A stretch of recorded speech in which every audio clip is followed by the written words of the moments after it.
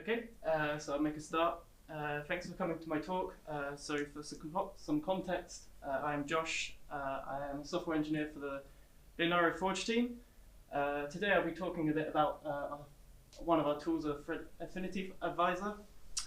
So this talk today may be a little bit slightly different to some of the other talks that we've had in the HPC talks, because instead of talking about porting code and optimizing code specifically, I'll be talking more about how code is actually, or how programs are actually run, specifically in the context of MPI and OpenMP, and the sort of ways that can be, there can be some hidden performance issues with that, and how that might affect your run. As a quick kind of disclaimer, I'm going to be trying, hopefully, to do a demo. It might not be so clear, so if you can't see the screen very well, you might want to move forward or download the slides afterwards, because there might be a few things that are not very easy to see. But with that in mind, let's continue. So, a second. First things first, what is thread affinity, and why does it matter? Well, put simply, thread affinity is basically a binding control that, which controls which compute cores or processing units are accessible when distributing processes and threads.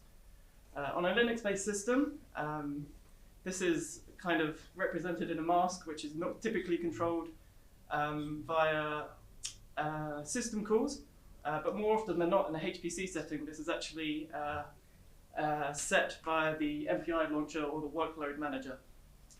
You can see an example of this here with Slurm. So those not familiar with Slurm, it's a workload manager commonly used in HPC.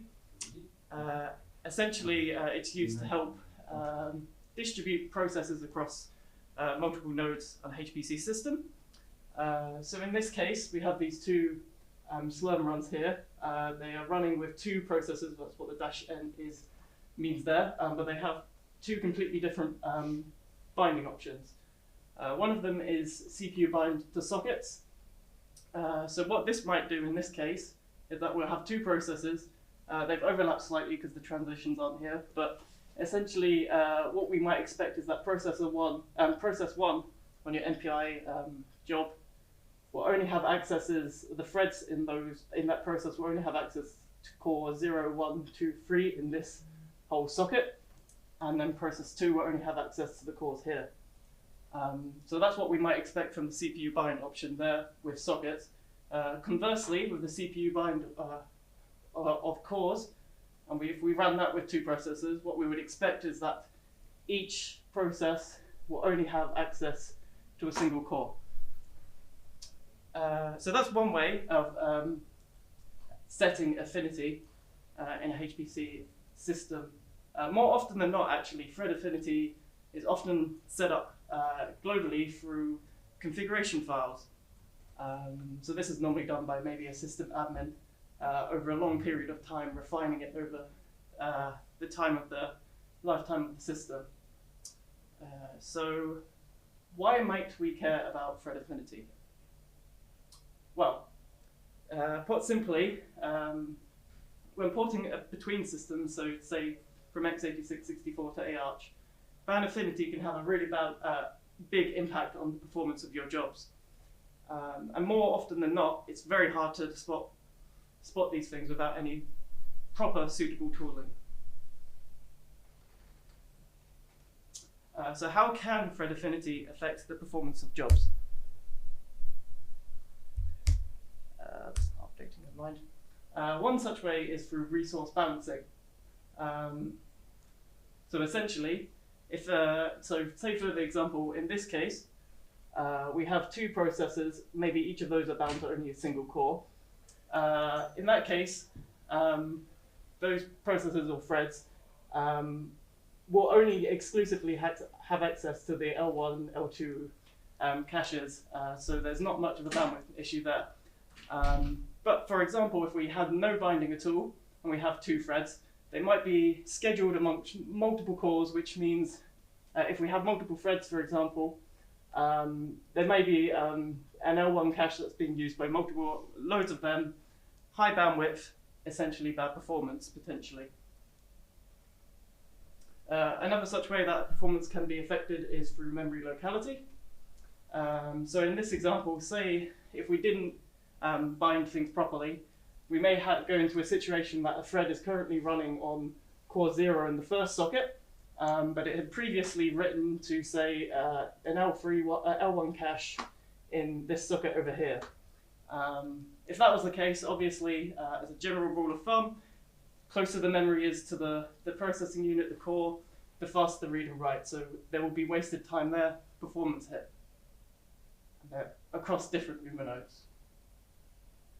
And one of the more kind of obvious ways that performance can be hit through thread affinity or bad thread affinity is through over-subscription and underutilization. So say, for example, we might have a case where we have multiple threads, but they're only actually being allocated to this number of cores, and these aren't actually running and just being idle. Or we could have the opposite case where we have all these threads that are running across all of the cores, too many of them, and obviously just bottlenecking the system. So now that we've kind of looked at how thread affinity can cause problems with your performance of your jobs, what can you do to fix it? Well, one such way is to use our tools. So I've talked about it briefly, and you're probably wondering what it is at this point. So one of the tools that we have is the Map Thread Affinity Advisor. So what is the Map Thread Affinity Advisor? Well, it's actually a subtool within the Linaro Forge map profiler. So Linaro Forge map, or map, is a sample-based profiler. It is cross-platform, so works with both x86-64 and AArch64. And this is incredibly useful, for example, if we're comparing between systems with these different architectures. Thread Affinity Advisor itself provides multiple information about thread affinity, such as relevant environment variables and launch environments which may be affecting the affinity of your run, a topology view showcasing what process and threads are bound to each node, to each core for a specific node, and commentary providing advice for memory imbalances, core utilization, etc., etc. So I'm going to do a little bit of a demo in a bit, breaking the golden rule of presentations. But before I do that, I thought it would be good to kind of give an overview of what the Thread Affinity Advisor might look like. So when you open up an application, profiled application on map, and open up the Thread Affinity Advisor dialog, you might expect to see something a bit like this. So the first thing that catches your eye is probably this view in the middle. So this is the topology view. This is showing the general topology of the machine of where your process was run on. So it will show you the cores, L1, L2, L3 caches, NUMA nodes, also some simple views of devices as well, like GPUs. So with that, you're able to see a good kind of overview of the machine. With HPC systems, obviously you're not always running over one machine. So actually there is this exemplar view over here, and you can actually select between multiple machines. It's worth noting that any exemplars which have the same machine structure and also the same affinity will be merged, because there's no point showing information about that. And it will tell you if it's merged. So in the view itself, you can also see there's some shading going on here. The shading essentially shows what processes were bound to which of these resources. You can actually see from this process list on the right-hand side a key for which of these processes are which, normally in the context of MPI rank. And if you click one of those, you can actually get a general overview of all of the threads that were spawned through that process. And these are toggleable as well. Once you also select a process, you also get some more information, including the process-specific environment variables which can affect the affinity of your run and where things are run. In addition to that, we also display some global environment variables which will be affecting all of the processes and threads on your run. But what I consider probably the most important part or the most useful part of the map thread affinity advisor is the commentary window down there. So the commentary window gives kind of general information and advice about a lot of things that can be affecting your affinity, and specifically stuff like comments on memory imbalance and core utilization, etc., etc. This advice kind of comes in three severities. There's errors, which we're almost certain is something that is you probably don't want to do. Warnings, which maybe in some circumstances could be good, but most of the time are probably also bad, and information again, just a bit less severe than warnings. So we're going to do a demo now. One second.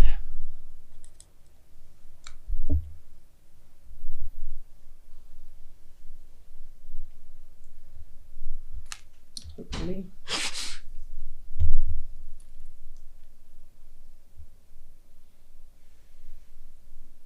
Maybe. Yeah, okay.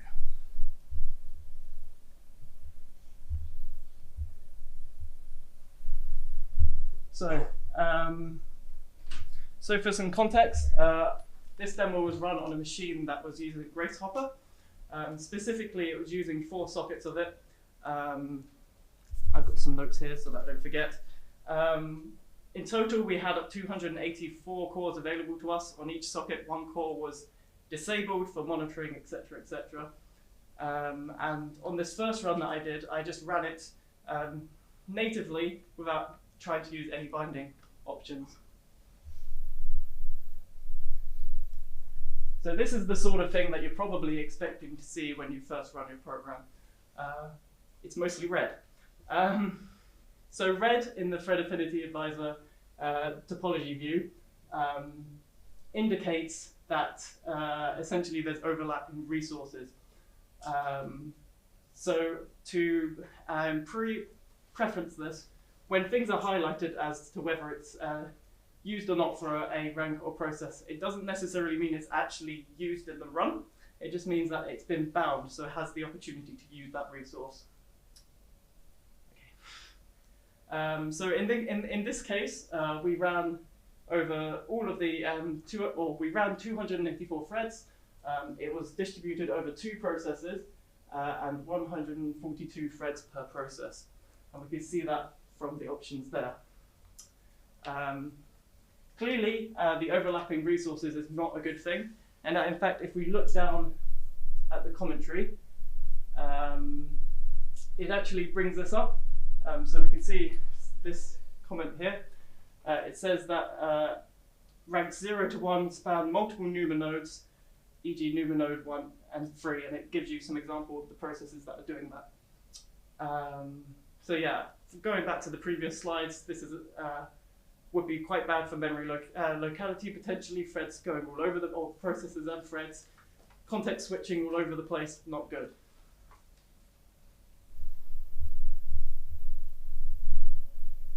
So with that advice in mind, one second. That's the wrong one.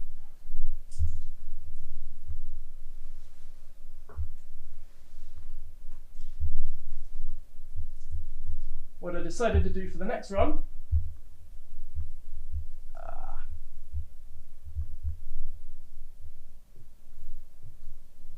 sorry, one second.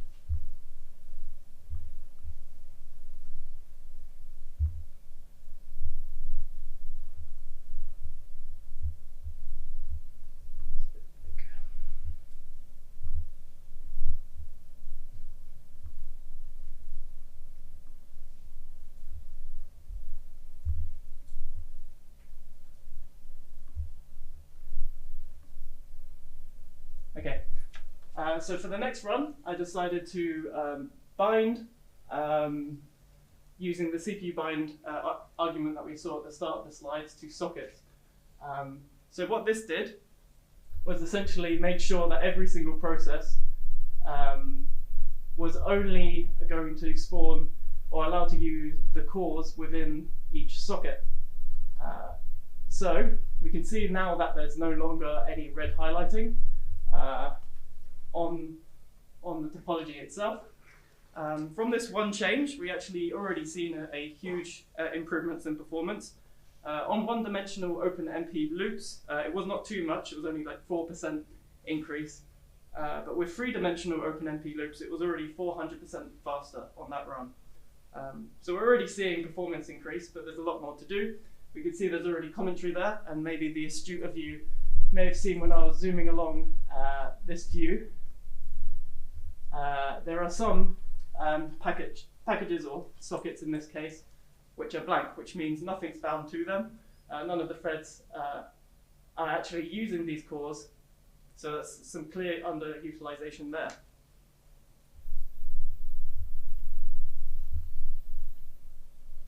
So let me get this one up.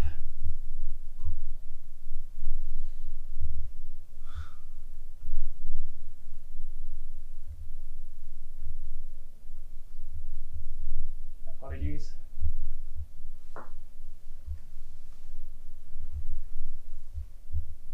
So this was my third attempt.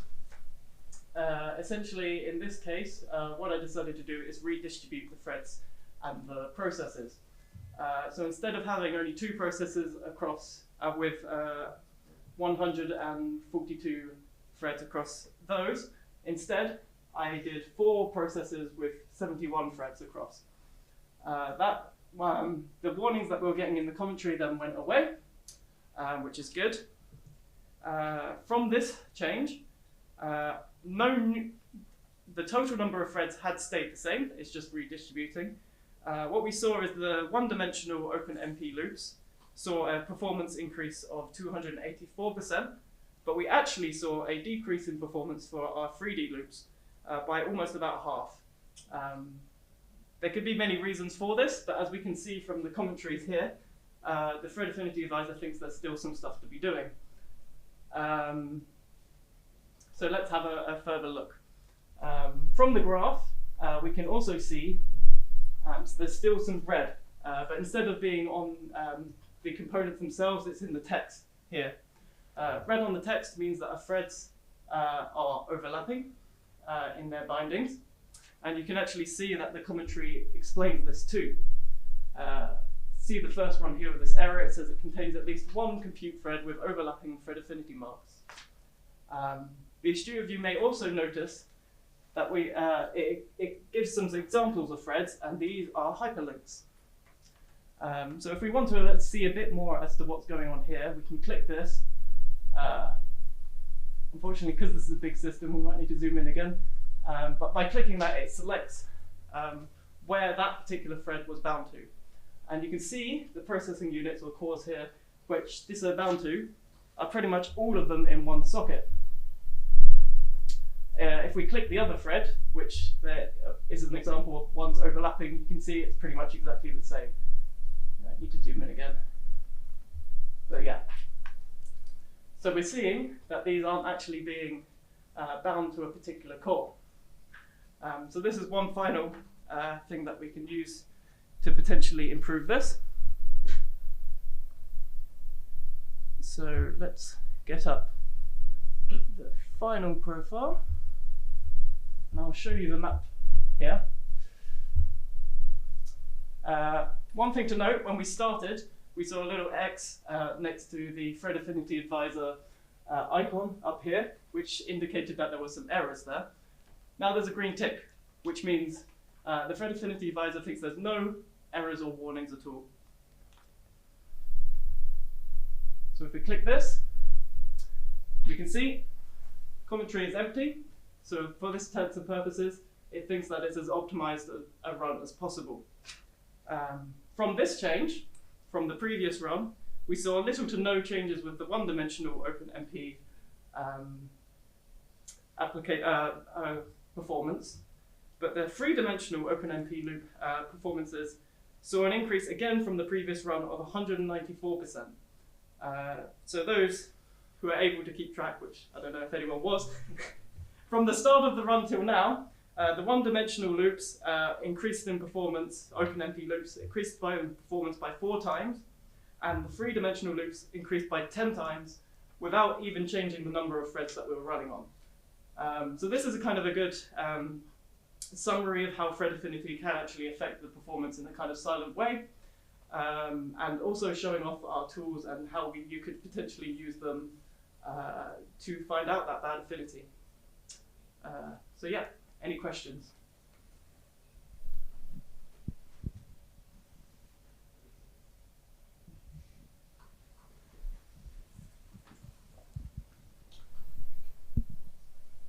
You mentioned that these affinity variables might be set by a system administrator.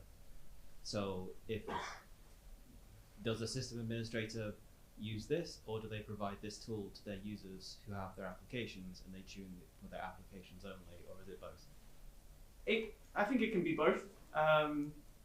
Obviously, when starting up a new system, I think it would be very useful for the administrator if they had an example to profile that they would end up using the tool to kind of get a general gist of how things are actually being bound. But again, yeah, I preference in the fact that it is called Thread Affinity Advisor. So in some cases, following what's there might not necessarily be optimal for the program that they're running. So it's good to have this as well, and that's why we also have a topology view rather than just commentary, so people can make their own educated guesses if they're clued in enough about how their program might differ and benefit from these things. So I think it's both, but yeah.